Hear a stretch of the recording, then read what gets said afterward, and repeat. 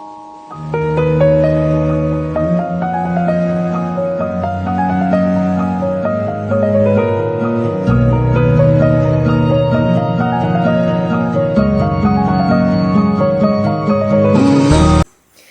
Friends, welcome to my channel.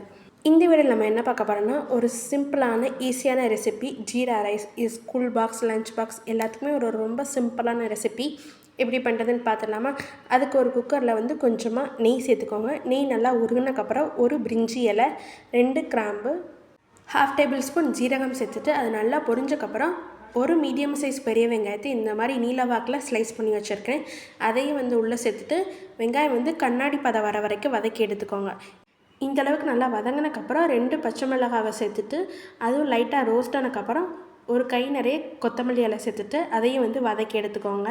இப்போ இது எல்லாமே நல்லா வதங்கினக்கப்புறம் நான் 1 கப் பாஸ்மதி அரிசி 20 நிமிஷம் நல்லா கழுவி தண்ணியில் ஊற வச்சு எடுத்து வச்சுருந்தேன். இப்போ தண்ணியை நல்லா ஸ்டெயின் பண்ணிவிட்டு அரிசியை மட்டும் உள்ளே சேர்த்துட்டு நெய்லேயே 2 நிமிஷம் அரிசியை நல்லா கலந்து விட்டுருங்க.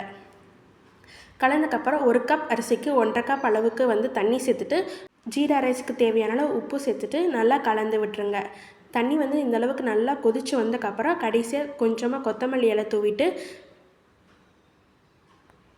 குக்கரை மூடி போட்டு 2 விசில் வர வரைக்கும் ப்ரெஷர் குக் பண்ணி எடுத்துக்கோங்க.